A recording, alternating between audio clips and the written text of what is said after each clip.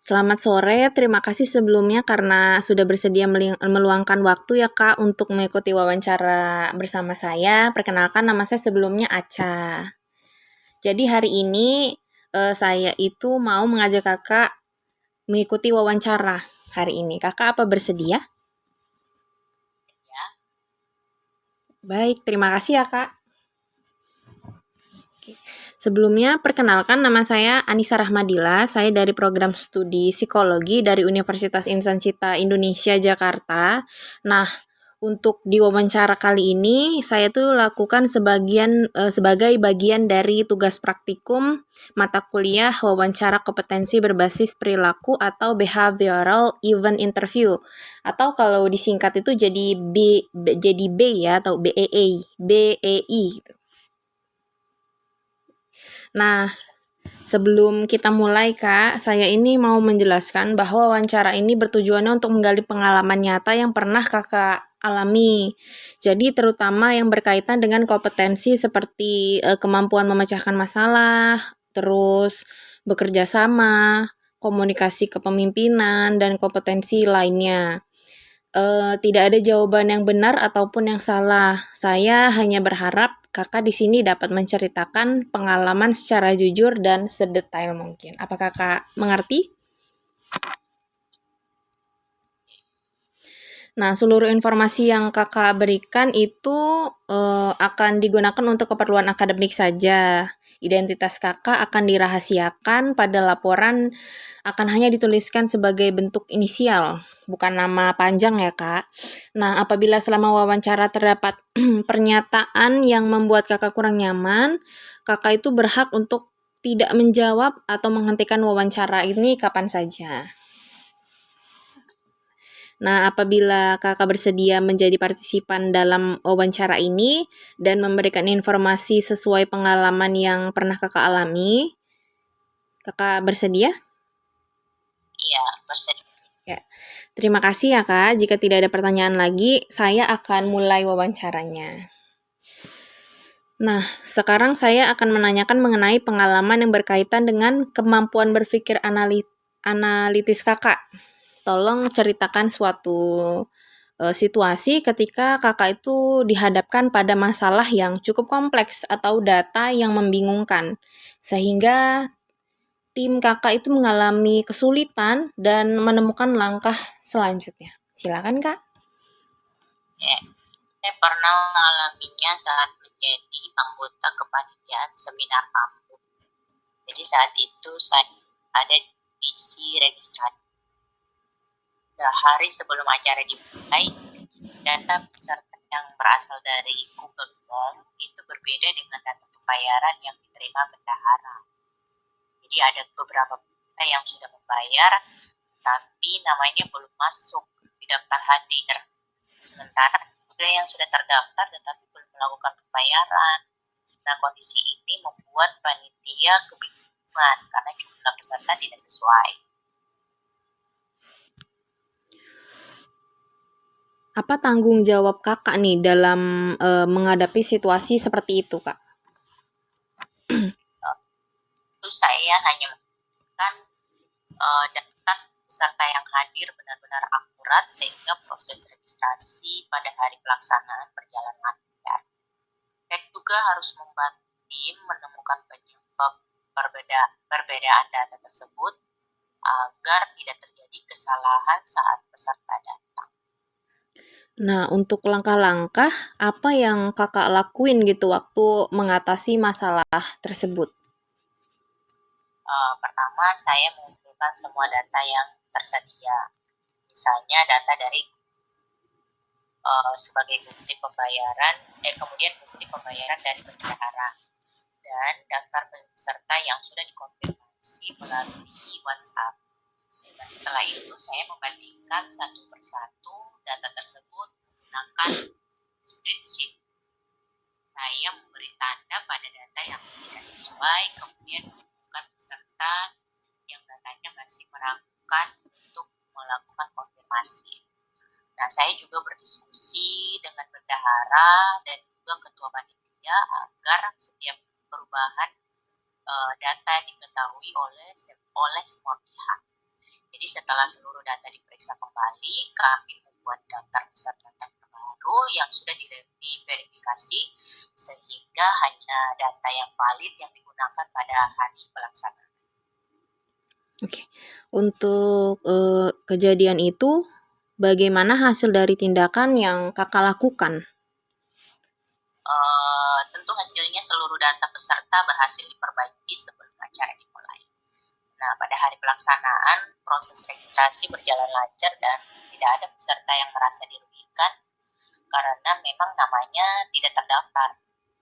Nah, ketua panitia juga mengapresiasi kerja sama kami karena masalah dapat diselesaikan tepat waktu tanpa menghambat jalannya acara. Nah, untuk dari kejadian tersebut ya Kak, apa sih pembelajaran yang kakak peroleh dari pengalaman tersebut?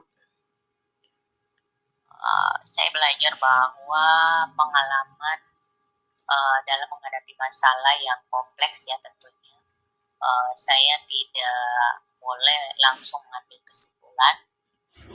Saya makan dari berbagai sumber terlebih dahulu, kemudian menganalisis penyebab permasalahan secara sistematis sebelum menentukan solusi.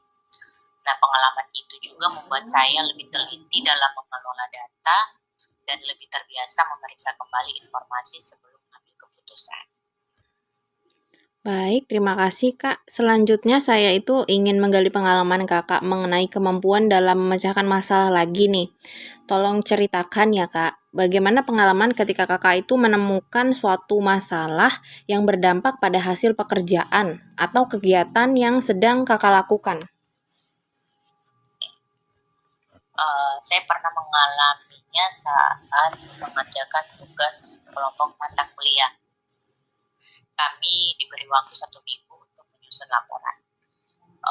Kan tetapi saat menjelang batas pengumpulan, ternyata salah satu anggota kelompok belum menyelesaikan bagiannya.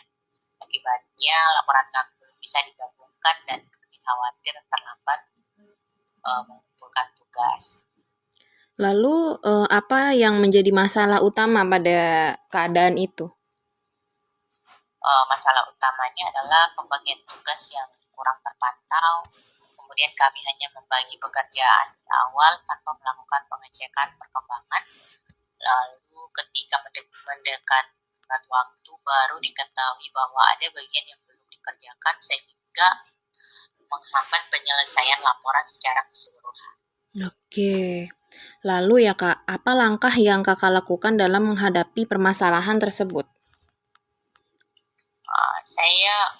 Yang saya lakukan adalah menghubungi anggota kelompok tersebut secara pribadi untuk menanyakan kendala yang dia hadapi apa gitu. Setelah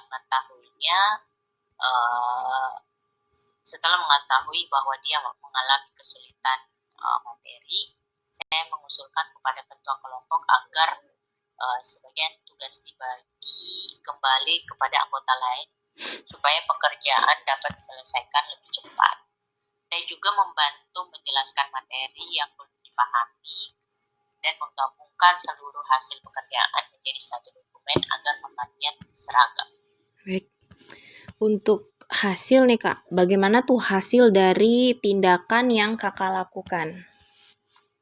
Hasilnya tentunya laporannya berhasil diselesaikan sebelum batas waktu bulan.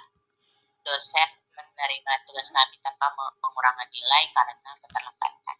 Setelah itu kelompok kami sepakat untuk membuat target penyelesaian setiap bagian lebih awal dan melakukan evaluasi secara berkala agar masalah yang salah tidak terulang. Selanjutnya saya itu mau menggali pengalaman Kakak nih mengenai kemampuan dalam mengendalikan diri.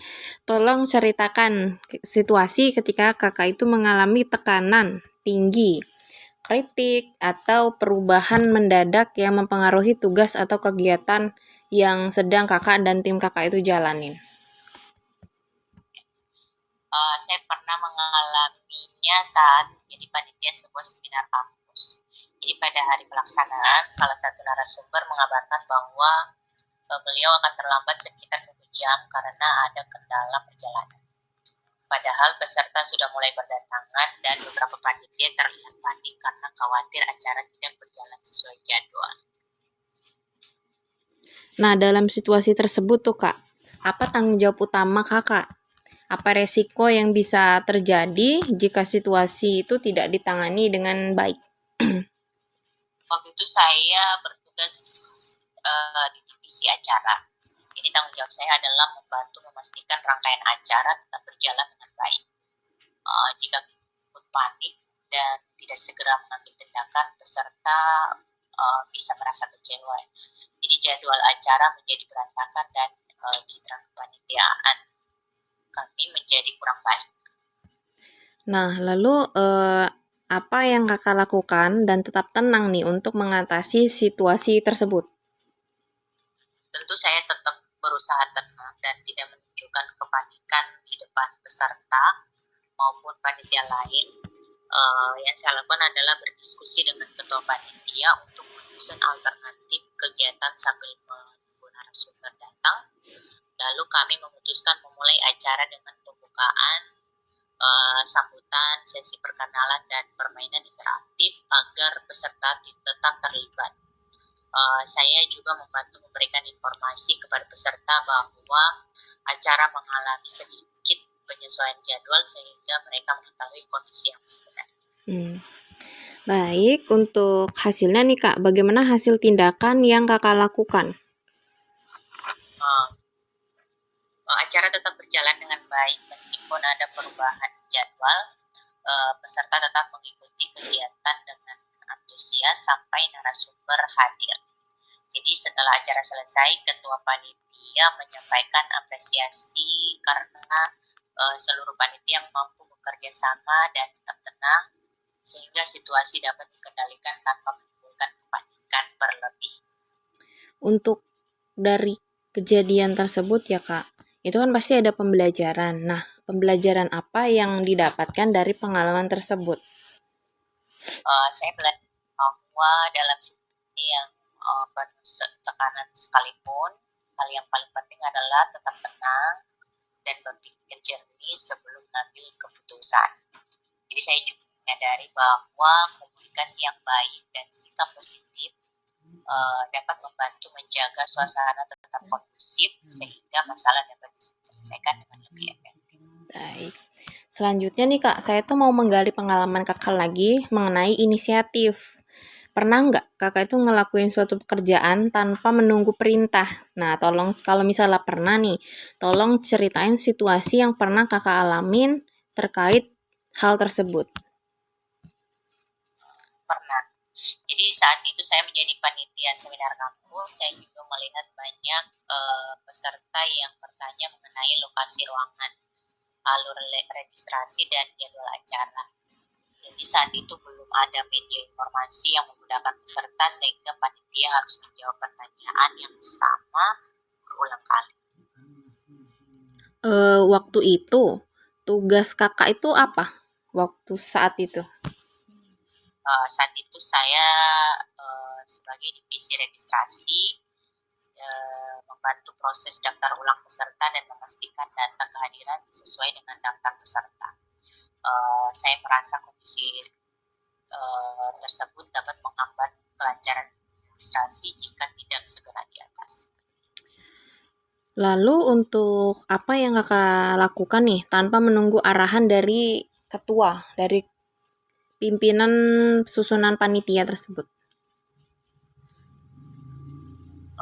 Saya berinisiatif membuat papan yang berisi data lokasi, jadwal acara, dan alur registrasi. Saya membuat kode QR yang mengarah ke susunan acara agar peserta dapat melihat informasi melalui ponsel mereka. Nah, setelah selesai, saya meminta izin kepada ketua panitia untuk memasang papan informasi di depan ruang registrasi, dan juga saya mengajak beberapa anggota divisi lain membantu mengarahkan peserta yang baru datang. Nah, untuk hasil dari tindakan Kakak itu bagaimana? Jadi setelah papan informasi dipasang, jumlah peserta yang bertanya mengenai hal-hal dasar menjadi jauh berkurang. Proses registrasi berjalan lebih cepat karena panitia bisa lebih fokus memverifikasi data peserta. Kemudian ketua panitia juga mengapresiasi inisiatif tersebut karena membantu kelancaran acara meskipun sebelumnya tidak direncanakan. Nah, untuk saya mau bertanya lagi nih Kak, untuk pengalaman bekerja dalam tim yang mengalami hambatan, Kakak pernah nggak mendapatkan, ya silakan. Saya saat menjadi panitia seminar, jadi satu anggota berhalangan hadir sehingga pekerjaan menjadi lebih banyak. Lalu peran Kakak di situ apa? Waktu itu saya membantu mengambil sebagian tugas anggota yang tadi dan mengajak anggota lain saling membantu. Untuk hasilnya itu bagaimana Kak? Gagal atau berhasil? Ya, acara tetap berjalan sesuai rencana dan seluruh tugas dapat diselesaikan tepat waktu. Untuk pembelajarannya apa tuh? Ya, saya belajar bahwa memang kerjasama dan saling membantu itu sangat dibutuhkan dan juga sangat penting untuk kita mencapai tujuan bersama. Nah, untuk terakhir nih Kak, untuk penutup ya, bisa nggak tolong ceritakan pengalaman ketika Kakak ini mempengaruhi atau mengarahkan anggota tim yang sulit diajak bekerja sama? Mungkin saat ada tugas kelompok dan salah satu anggotanya kurang aktif. Untuk hal yang Kakak lakukan itu apa? Ya, saya mengajaknya berdiskusi secara baik-baik, menanyakan apa yang menjadi kendalanya, lalu membagi tugas sesuai dengan kemampuannya. Nah, untuk hasilnya itu gimana, Kak? Dia menerima dan aktif, kemudian menyelesaikan tugasnya sehingga kelompok dapat menyelesaikan pekerjaan tepat. Nah, untuk pembelajaran lagi nih, Kak. Pembelajaran yang Kakak dapat di situ apa tuh? Ya, saya belajar bahwa pemimpin itu bukan hanya memberi arahan, tetapi juga memahami kondisi anggota tim dan memberi dukungan. Baik, terima kasih Kak atas waktu dan kesediaan Kakak untuk mengikuti wawancara kali ini. Untuk semuanya itu hanya direkam dan nanti namanya akan disamarkan. Saya tutup ya Kak pembicaraan hari ini.